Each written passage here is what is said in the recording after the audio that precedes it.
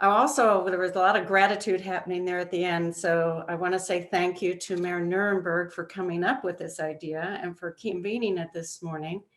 So I want to make sure that we do that. And with all those good words at the end, I was reminded of his that he gave at the end. We're all in this together. The sun also rises. We're all in this together. The sun also rises.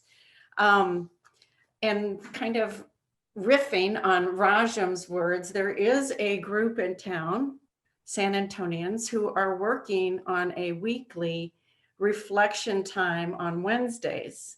And they're calling it something like Hope from and for Home, kind of home.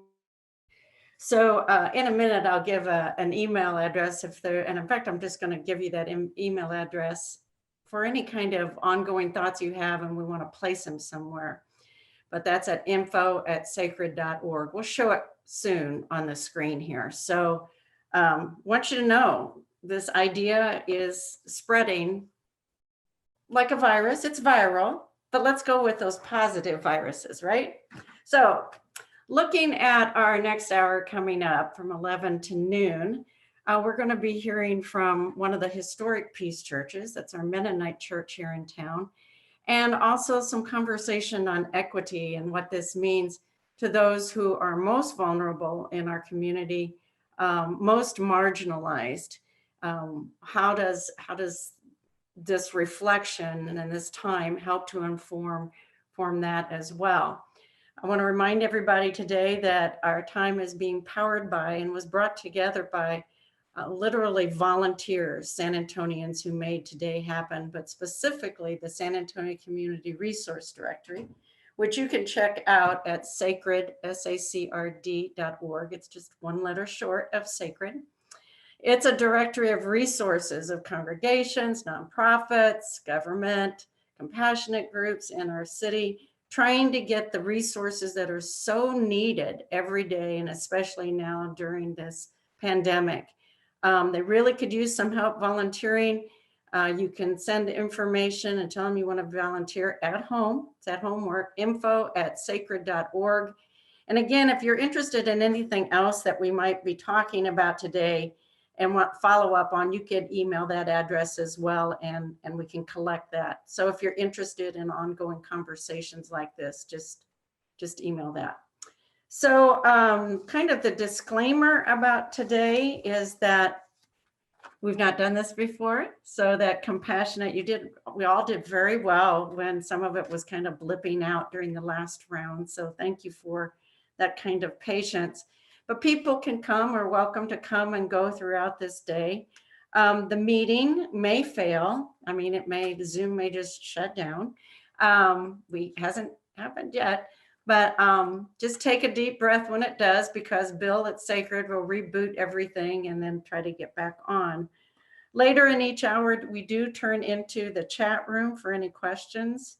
And remember that viewers are on different platforms. And once you're kind of on here like this, you're no longer anonymous, that we are live streaming. So it's just helpful to remember that. So now I'm going to hand it over to our Historic Peace Church Reflections and Equity, and co-host and friend Brian Halderman will be taking it from here. Brian. Thank you, Ann. I appreciate the invitation to join you all today. What a gift this day of reflection is to our community. Listening in on the sessions this morning have been very enriching. I appreciate our two panelists, other co-hosts that will be sharing reflections today, the Reverend John Garland from the San Antonio Mennonite Church and Interfaith Welcoming Coalition, and also Tino Gallegos, the immigration liaison with the city manager's office of the city of San Antonio. So we're grateful for them joining us. Before I kind of launch into questions, I wanted to start this hour with a piece of poetry, if that's okay. Mary Oliver is one of my favorite poets, and there's a poem I was reminded of recently during this sort of time of self-isolation called Invitation, and I'd like to start with that.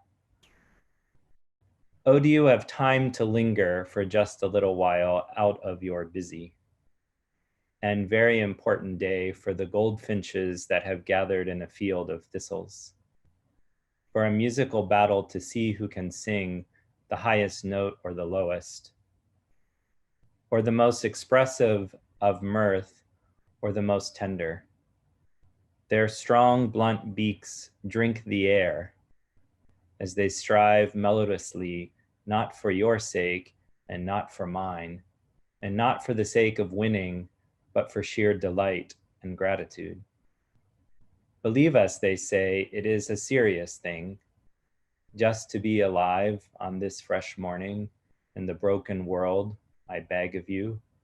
Do not walk by without pausing to attend to this rather ridiculous performance. It could mean something. It could mean everything. It could be what Reichel meant when he wrote, "You must change your life."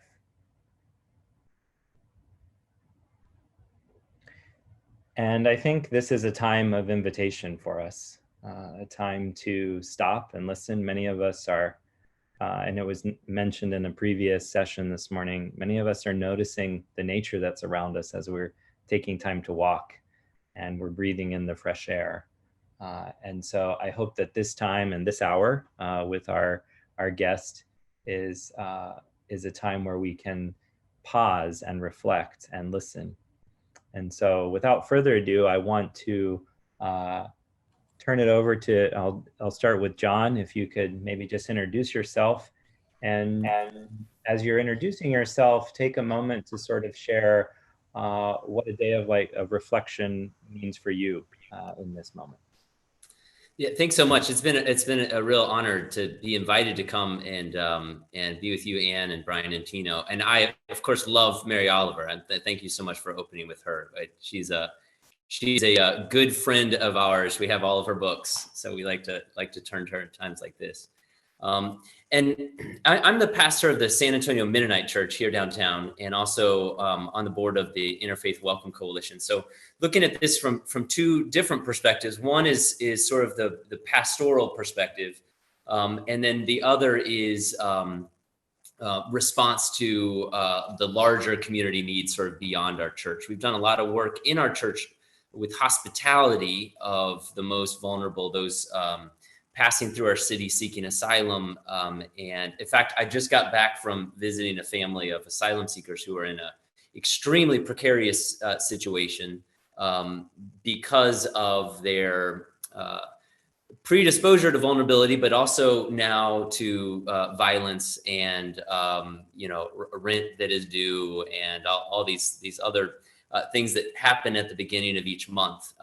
And so I think the Day of the Reflection is both a time for centering and deeper self-awareness, and that's awareness of both our gifts and also our flaws. It's understanding our fragility, which is both a horrible and terrible thing, and also a beautiful thing and a gift. And it's also reflecting on our greater community, and how that community is also very, very fragile. And it is fragile in a horrible way and a terrifying way, but also fragile in a very beautiful way, like the poem reflecting on those little birds. And I think that we take this time to reflect both on the beauty and the horror in a way that gives us strength of purpose through vision. And I give thanks for that opportunity. So thank you so much, Brian. Thanks, John. Tino, a little introduction of yourself, and then why this day is important for you. So I guess I'm on. Hi, everyone. I'm Tino Gallegos. I'm the immigration liaison for the city of San Antonio. I'm also, in case Stan sees this, I'm also wearing my Department of Equity t-shirt. For Zan and all the great people at Department of Equity. I feel a little bit, honored to be here, a little bit out of my league. You know, this is not a great spiritual leader, philosopher like many of you are. But, you know, a regular person, and it's important to me, like it should be for us. We need to connect to each other. We need this to feel like a community when we feel like we're known, when these refuse to connect, solidarity, time of turmoil and uncertainty. And like others have said, I mean, I'm a creature of habit. I think it's become more pronounced as I've been. And this whole thing disrupted my habits, right? It's disrupted habits, and my kids and my colleagues kind of seem like the world is very, it's chaotic because it's disruption. We were used to living one way, and now we're forced to live a different way.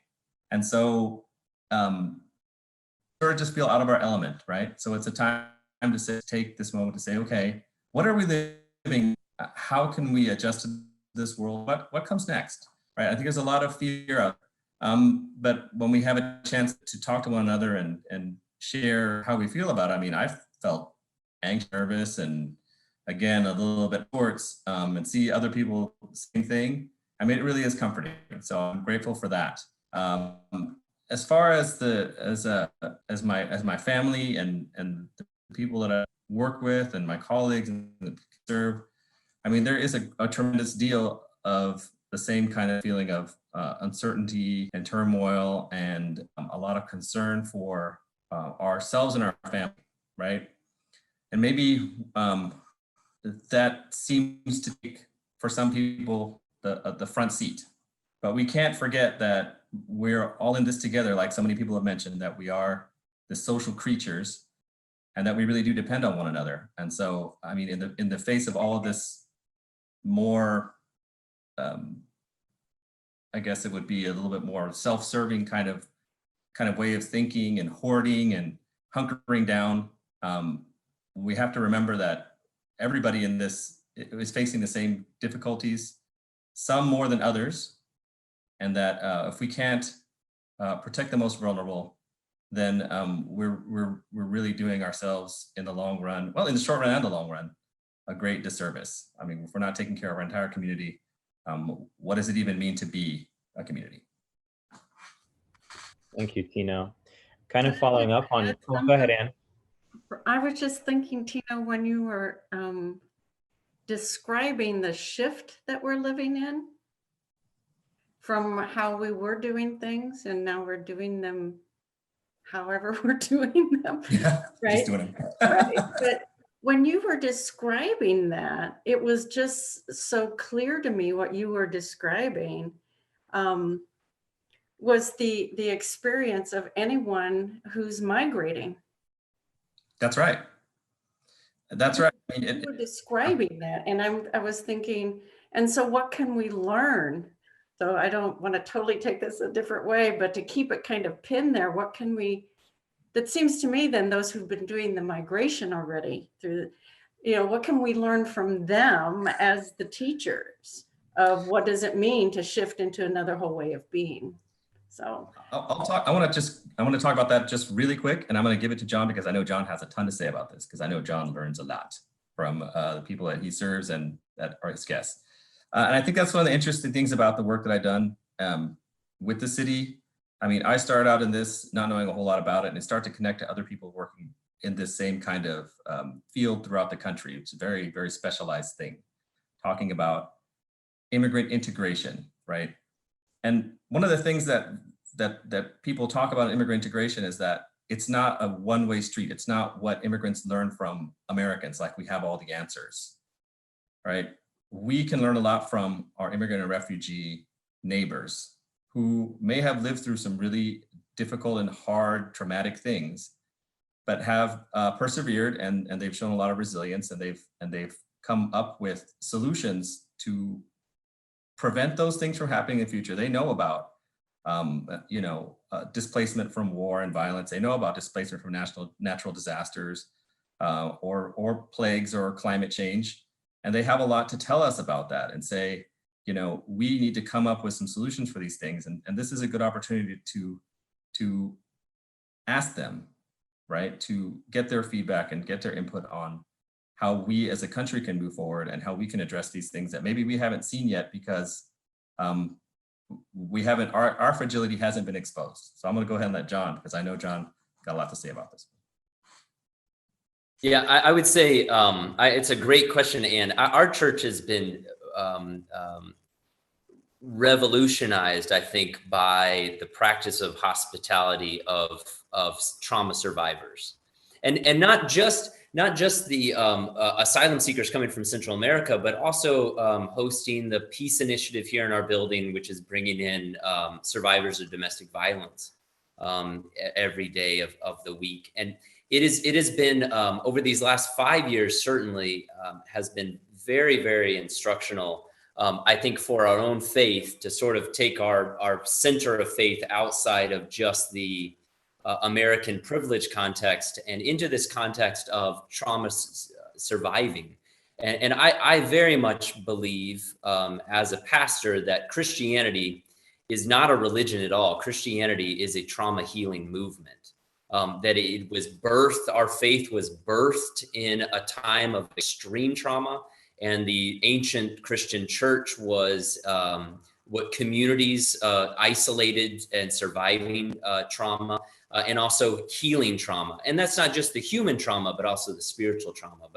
But in terms of some of the things that we've learned from the asylum seeking population, and maybe even just this morning, there's a woman who's living with us now who was in the detention centers for 8 months, has been just got out this last week, has been separated from her child, has been dealing with this lack of hope and this lack of vision and this powerlessness.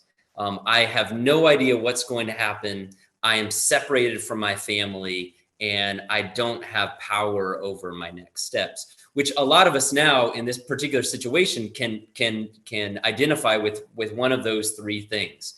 We don't know what's going to happen. We're separated from the ones that we love and we don't have power.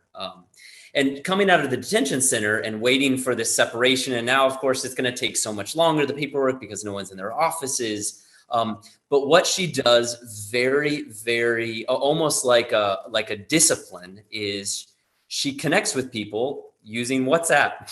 She is face to face with her family, and she is telling stories, and she's crying, and she's laughing, and she's showing pictures, and she's creating this connection, which is very, very real. And then she's also sharing with us, and she's sharing from her heart about how she's feeling, and she's telling very scary stories and she's telling funny stories, but that importance of that connection, even if it's over a shaky WhatsApp connection, that's really, really vital. And then there's also this embrace of the embrace of our fragility and the embrace of our powerlessness. Christian scriptures, of course, have lots and lots of references to we are actually most powerful in our weakness. But we say that a lot. It's different to see our brothers and sisters living that out, saying, but for the grace of God, go we. And my life is 100% in the hands of God, and I'm going to embrace that gift. That is a hard thing to do by yourself. And it's a gift to be able to do with others. The other thing that I would note is that trauma is a trap, and our experiences in all our lives that are traumatic, that have essentially dug ditches in our lives, and some of our ditches are very, very deep, and some of ours are not that deep. They're shallow, but they're full of water and they're dangerous.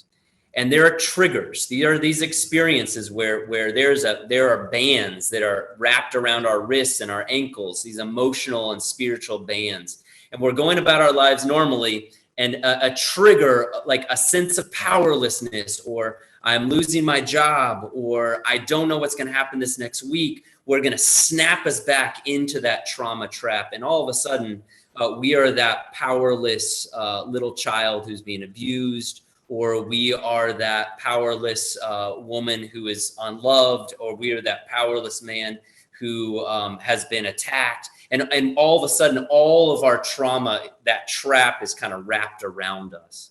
And understanding what is happening and how we're going to react to that, I think, is really vital. And understanding that we're going to respond in very, very bizarre ways when we're in our trauma traps. We are going to respond by fighting. We're going to respond by running away. We're going to respond by freezing up and not being able to react. We're going to respond by folding and just kind of wanting to quit and not get up off of the chair or out of the bed. We're going to respond by fixating on weird things, sleeplessness, or being unable to sort of move beyond certain thoughts. And that's okay and that's natural, but they are also reveal to us that we need to create felt safety. We need to create a sensation of right here, I am beloved. And that is a hard thing to do outside of community. And it's a hard thing to do when you are really, really scared and you feel like you're drowning. So I'd love to at some point maybe do a little, public service announcement about panic attacks and a little public service announcement about some of the techniques to create felt safety when we emotionally feel like we're drowning. But then the last thing that I wanted to say is a word that Christians use a lot and maybe a little too much lately, maybe not correctly. And that word is apocalypse. Apocalypse just comes from the Greek word to reveal. The last book in the Christian scriptures is just revealing the true nature of the empire and the true nature of faith and the true nature of God's involvement in our lives.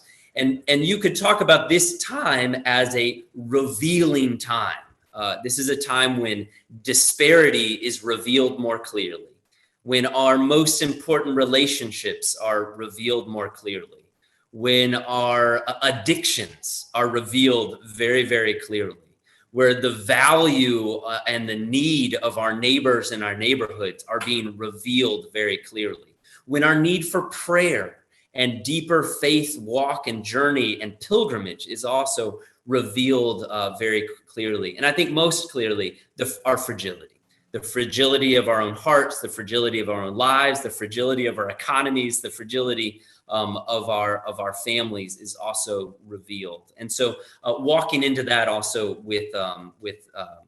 without necessarily fear dominating, but first love dominating. We can't, the perfect love drives out fear. We don't necessarily have perfect love, but we want to reach out to that perfect love so that we can embrace this, what we can call apocalypse, revealing of the true nature of these things in a healthy and love-centric way.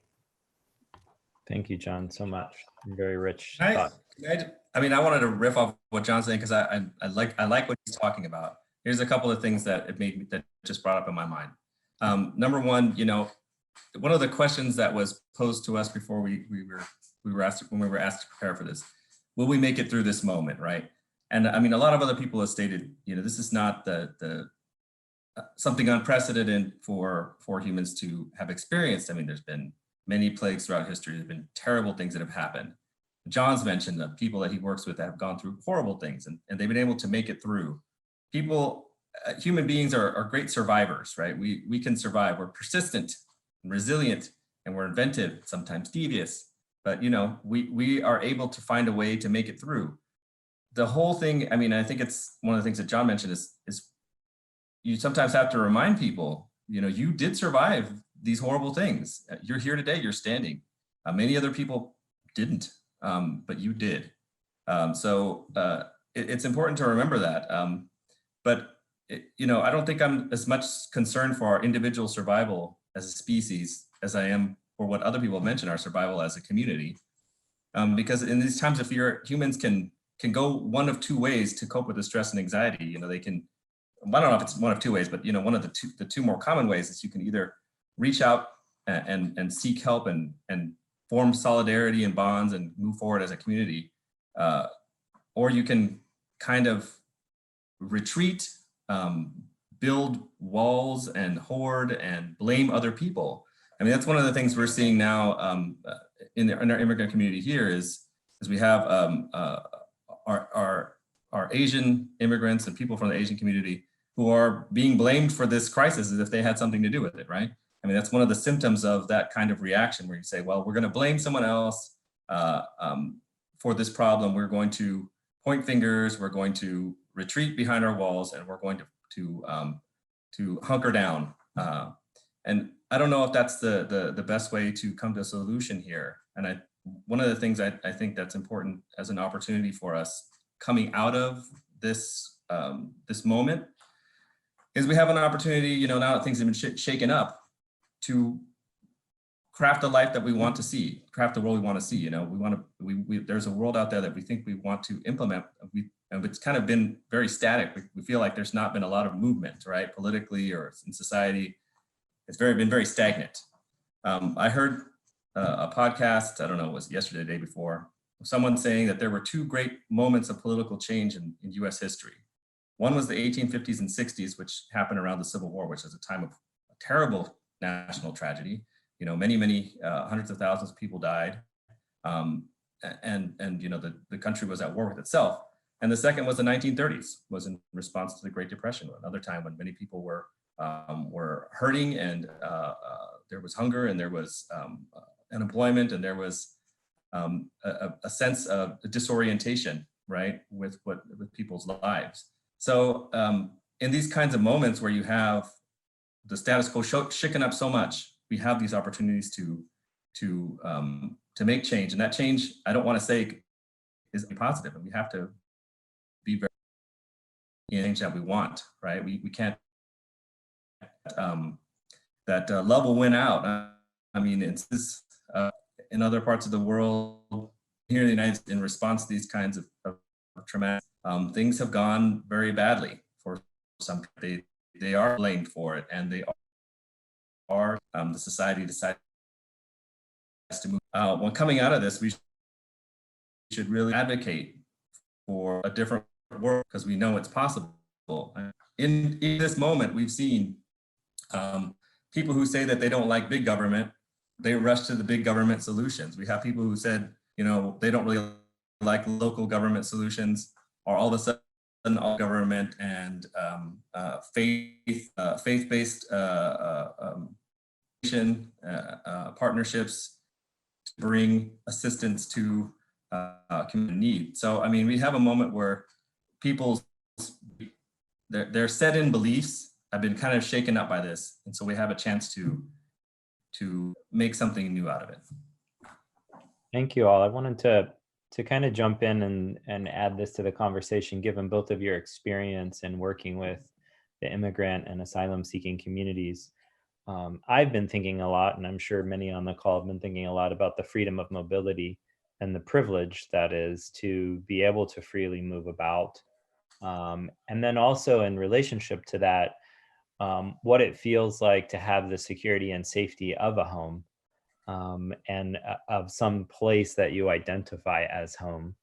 And I'm just wondering, based on sort of your experiences in working with individuals and families and communities that may not have that same sense of security or safety, that are challenged, that are on the move, but then also experience walls and challenges in that movement, sort of what we can learn from that and that experience, and what wisdom there might be in that. It is extremely humbling and centering to be living right now with a woman who's been in the detention center for the last 8 months, because we feel all this stress and anxiety of like, we are so limited right now. And then we're like, oh, but yet. And one thing that I think is absolutely has been very beautiful to witness over these last years working with this population is how we become home for the ones we love. And that there are times when people choose to be home for the other. There's the most beloved psalm, I think, in the Jewish and Christian text, describes walking through the valley of shadow of death, and that you're surrounded by all this fear and whatnot, but there's guide, and there's direction, and then there's a table. But but on the other side of the table is the enemy, and the enemy is right there looking at you, but there's a cup that's overflowing, and there's a meal prepared for you, and you're dwelling in the home of the Lord. So the idea is that home can be in very scary places. I've seen home happen in a bus station. In the middle of the night, I had to go pick up some people in Laredo who had just been released from the detention center. They were young women, and it was the middle of the night, and there was a crowded bus station, and they were in their, obviously they were right out of prison by the way they were dressed. They're all 18 and 19 years old, and they were terrified. And yet they said, and we didn't have enough space to bring them all. We just had enough, rooms to take 3 of them. And it was a terrifying experience for me, because I knew I was going to have to leave behind 7 young women in a very precarious place. And I wished at that moment, like, we had a bus and we could have just taken everyone out at that one time. And one of the young women said, you don't worry about that. We're gonna take care of each other. And they huddled in a circle, and they said, one of us is gonna stay up through the night. We're gonna keep watch. We're gonna take care of each other. We're gonna be each other's family here in this place. And it's, a dirty bus station floor. And yet you see, this is the image of what we call church, what we call home, what we call like family. We're going to choose to do this for one another. And it doesn't necessarily have to have multiple bedrooms. It doesn't necessarily have to have beds, although that's really, really nice.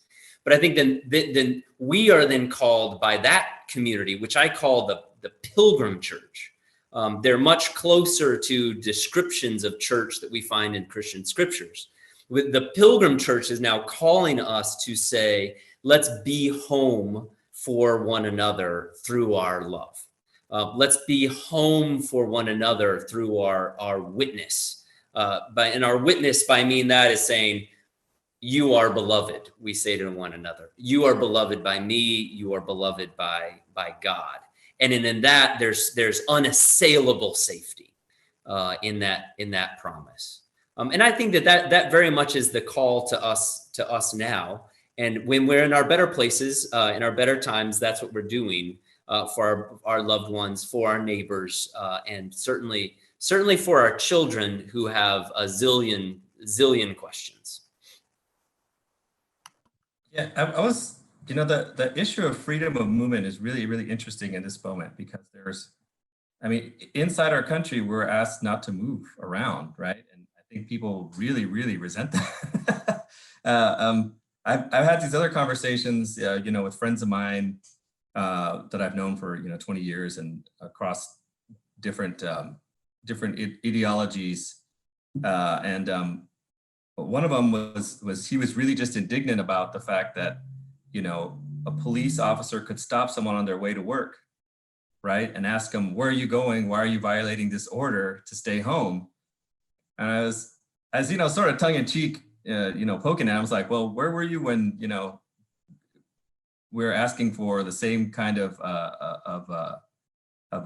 scrutiny of government action whenever it is that someone is moving from a different country who wants to come here and go to work? Why do we allow people to stop somebody and use the police force to stop someone who wants to come and go to work, right? And get a little bit upset, but of course, that's the same kind of thing. I think it's one of the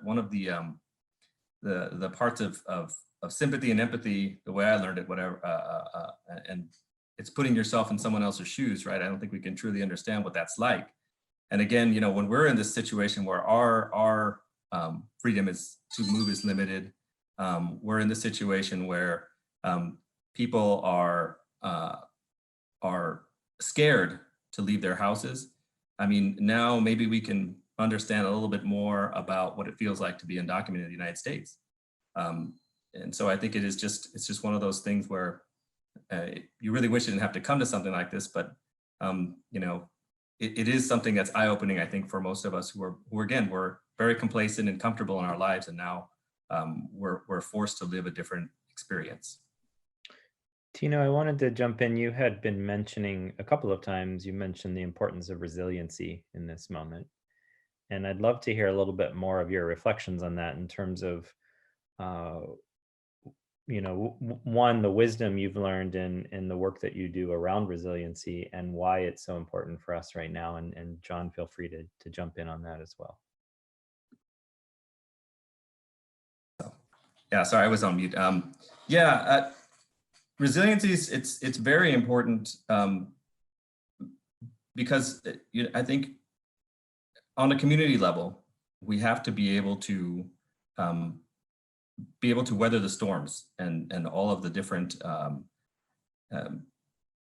things that life can throw at us. I think as I was thinking about this yesterday, like the city of San Antonio, we've had quite a 12-month period, right? We've had to react to some pretty incredible circumstances and humanitarian. They had to do some pretty amazing humanitarian responses, and I was in awe of my city colleagues last April all the way through October and all the work that was done there. I mean, I had no idea we could do that kind of thing, right? And I'm in awe of them today. This kind of thing where people are just able to band together and get something done. And a lot of that, in the case of San Antonio, is that we don't really have a choice. We have people in need, and when we need to fill that need. And so I think some other people have mentioned, like John mentioned, home doesn't necessarily need to be with the 3 bedrooms and up to code. I mean, I probably shouldn't say that, right? I'm a representative of the city, but you find yourself, you find the help where you can take it, right? And we all try and make do with what we can do. And when people are putting together these kind of ad hoc solutions, we have to be patient with one another. We have to be adaptive, and we have to be flexible and creative. And so a lot of that requires us to work outside of our comfort zone. A lot of that requires us to do things that we're not the best at, right? That's not necessarily in our natural skill set. And that's where resiliency really comes in. You're going to try new things, and sometimes they're not going to work out the very best the first time you try them, and you try something else, or you continue to try and adapt and hone that thing to make it work for yourself. And I think that's one of the things that I learned from our immigrant communities, is that they're constantly a moment of trying new things and figuring out what's going to work for them. And we met, over the past year, I've had the privilege of meeting so many people who are coming from countries, tens of thousands of miles away, and have traveled for 6 months to a year with little kids in tow. And I just wonder, how did you do that? I mean, I can barely even stand to take an 8-hour flight with my 4-year-old daughter. And you've got, 2 kids in tow. You don't know, you're hiking through the jungle of Panama. You don't know where your next meal is going to come from. And the kids, I'm like, my daughter has to always have some kind of entertainment in front of her. And I'm like, how are you entertaining these kids over these long, boring bus rides through Central America? And it's hot and it's uncomfortable. And, but the kids and the families themselves show that resiliency. They show and they demonstrate, they live it. And maybe because they have to, but we'd be amazed at what we can do when we have to do them. I would also add, just from our experience, that the root of resiliency is humility. Resiliency is not pretending I've got this. Resiliency is not pretending I'm strong enough to deal with this. Resiliency is rooted in this humility that I don't have what it takes to get through this. Or I have been deeply wounded and I need healing. Or I have been given a little bit and it's not enough, but I'm going to give everything that I've been given, trusting that more to that will be added. And so I think this is also back to that theme of sort of revealing that this is a time to reveal also our humility and The opposite, of course, of humility being our pride. I find my pride stoked a lot in these moments of like, well, I think I'm prepared for this. I think I can deal with this. I think that I have enough in reserve. I think that I can figure this out. And that is not resiliency at all. That is just straight pride, which, we have in spades in our culture. And I think resilience is something that we really need to be feeding right now. And you feed resilience with intentional humility. Right now is the most important time in all of our relationships. It's the most important time in our marriages. It's the most important time in our parenting. It's the most important time with our friends and with our own parents and our own family and our neighborhoods. And we need to intentionally and humbly invest in that. And that begins by saying, I don't have necessarily what it takes. Sometimes it means this is triggering in me a trap of powerlessness. This powerless experience is triggering these other traumas. And I realize that if I am going to love well in this world, if I'm going to realize what I'm called to be in this world, I need to also embrace healing right now. Or this relationship needs to embrace healing. And I think this call to humility, which is the root of resiliency, is in some ways it's a gift, but I think it also needs to be recognized for what it is. So it's not mistranslated as an insult to our pride or an insult to our freedom or an attack on civil society. Rather, we are being called to be very civil, the most civil. Civil society, I think, is rooted in humble love. What I really appreciate about, in fact, all three of you guys and your work is how well you navigate and work at that kind of intersection, which is, my work, but that intersection of faith and civil society. And Tino, you might not say that, but your value system is very much at that intersection.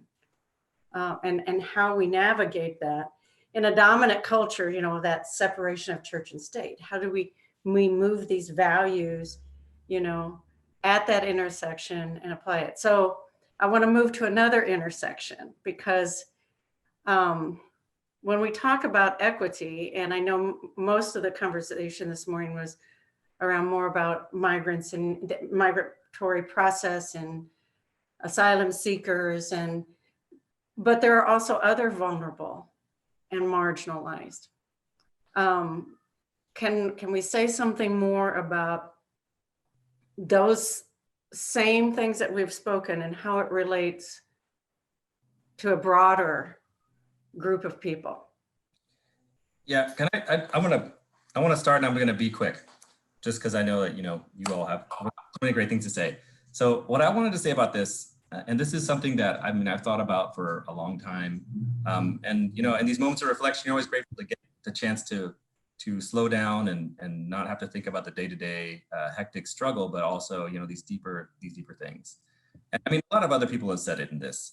We have noticed, number one, how fragile our society can be, but also who really matters, right? Everybody has a give, right? There's so many people who contribute to your day-to-day to make it possible. I have this job. I'm the immigration liaison.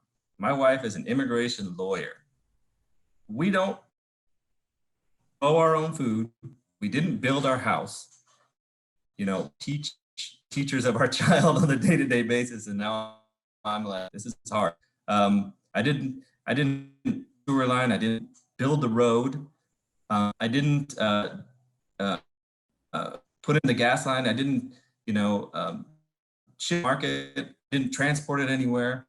These things in life are there available to me because we cooperate so much as a society. There's so much. Everyone does their little bit, and the whole together. And on moments like this, we see how that works. It's there, and it's revealed to us society actually works. And the way our society works is intense and incredible amount of cooperation. And that includes people who are in hard times, right? They are what we would say is in the bottom rung of society, whatever that may be, maybe the bottom economic rung of society. They don't have all the resources as everybody else does. But that doesn't mean they don't, one, contribute to our society. That doesn't not important to the community, that they don't bring something to the rest of us.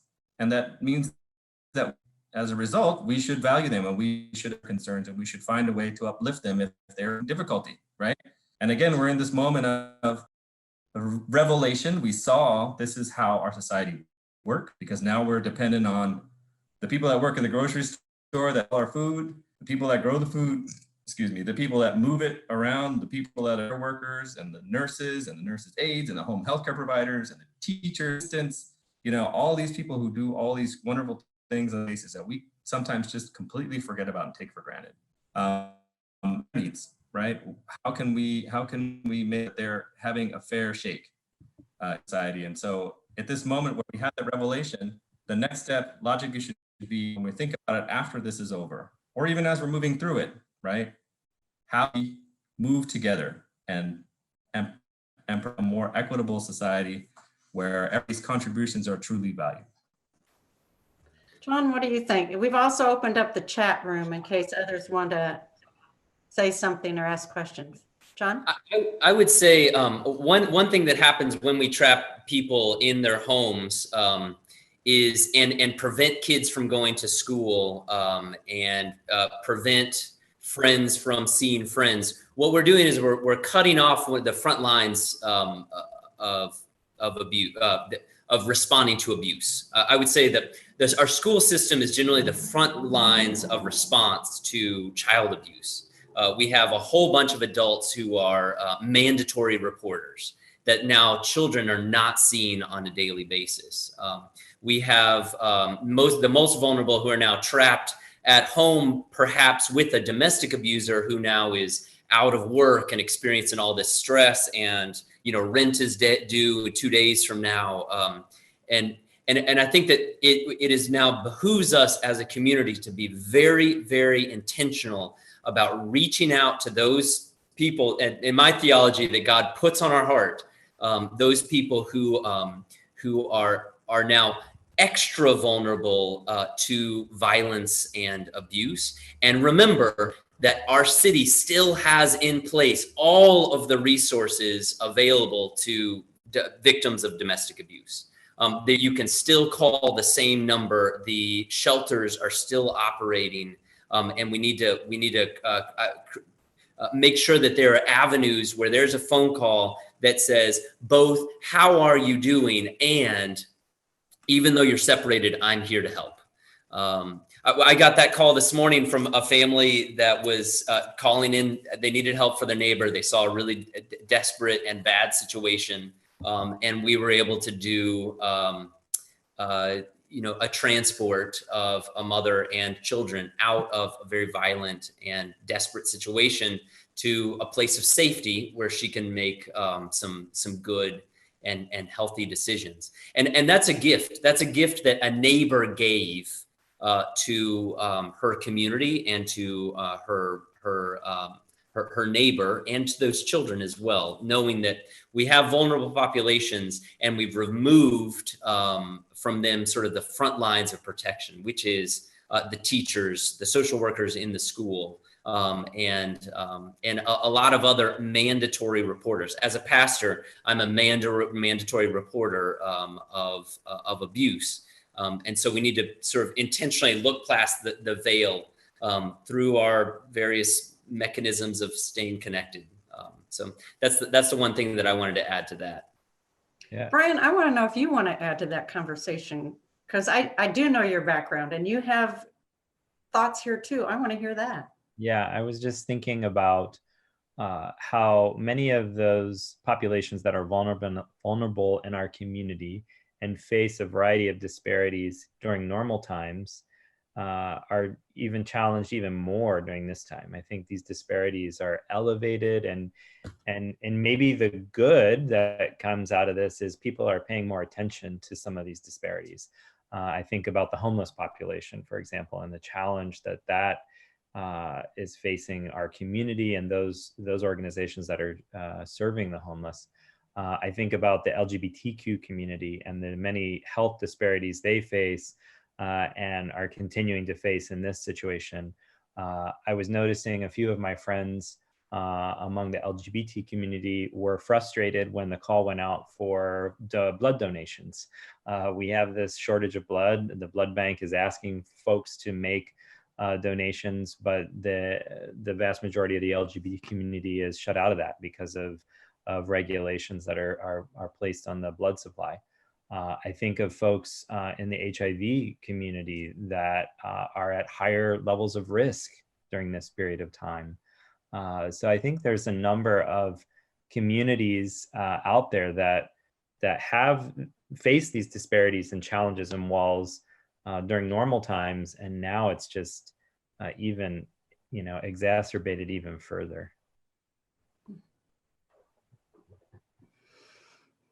And I guess I'm wondering from all of you what questions you might even, and we might just leave them there, right? But what questions that you have for the community that's listening in? How do we approach?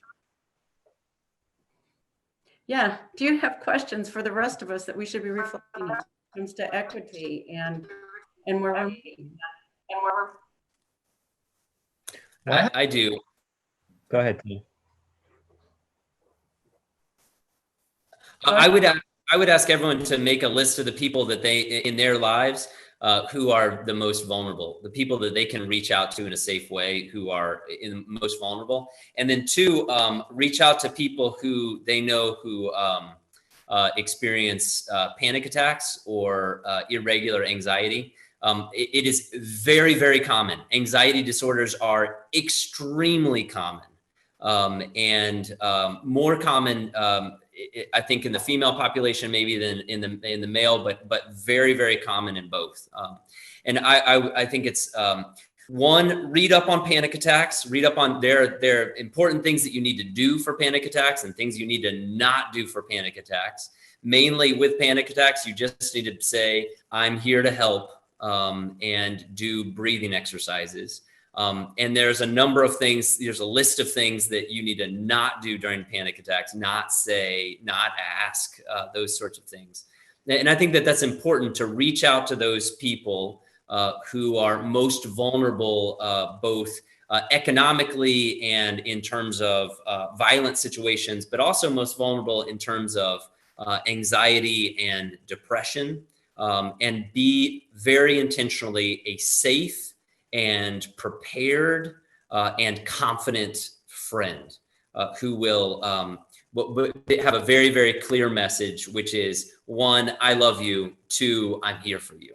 And it is okay to have increased levels of anxiety in times like this. And there are important things that we can do for one another. The one thing that makes every single panic attack multiple times worse is being alone. And you don't necessarily have to be alone in the times of telephones and cell phones and whatnot. So being that safe person. So the question is, who are the people in your life who are most vulnerable? And then who are the people who in your life who are most vulnerable emotionally? And what are the ways that you can intentionally reach out to them?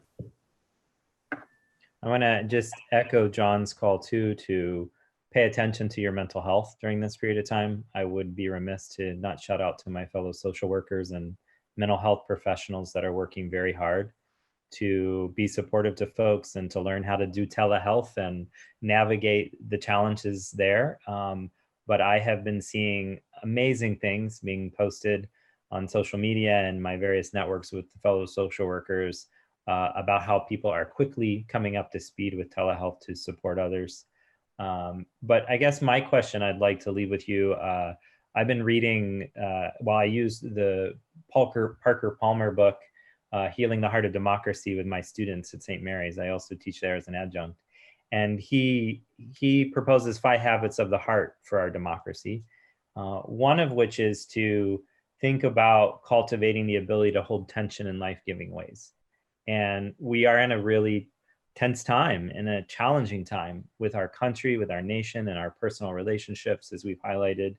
And I'm thinking about I want to challenge you to think about the ways in which you can be creative in your life to dissipate that tension or to hold that tension, be it art, be it physical exercise. The mayor was talking about ways this morning of he uses exercise to blow off steam, but there have to be ways. There could be poetry, there could be art, there could be writing, journaling, as we've been talking about. So find that place of creativity for yourself to hold that tension in life-giving ways. Tino, you have a question to leave people with? Yes. And I guess it's more just another one of these call to actions. My call to action would be, what is it that, what is the world you want to see that's come out of this? We've seen the needs that are in the community. We've seen what we're capable of. For a moment there, it seemed like, we would never be able to get something like the stimulus payment out to all the people in the world who need it, or extension of unemployment benefits, or, healthcare for anybody who was infected with COVID-19. I mean, if this is the world we want to see, we have to remind people after this is over that that was something that was done or possible, or even part of the conversation.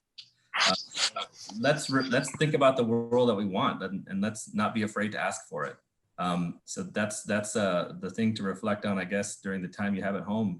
What is it that we can ask for our leadership to do in the future, and maybe always with an eye to preventing this kind of thing from happening again. If we have the same kind of issue arise in the future, we want to be prepared, and this is a good time to think about what that preparation looks like, and that includes taking care of everyone in our community.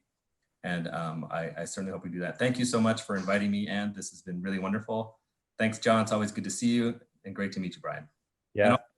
Thanks, Bill. Thank you all. Thank you all.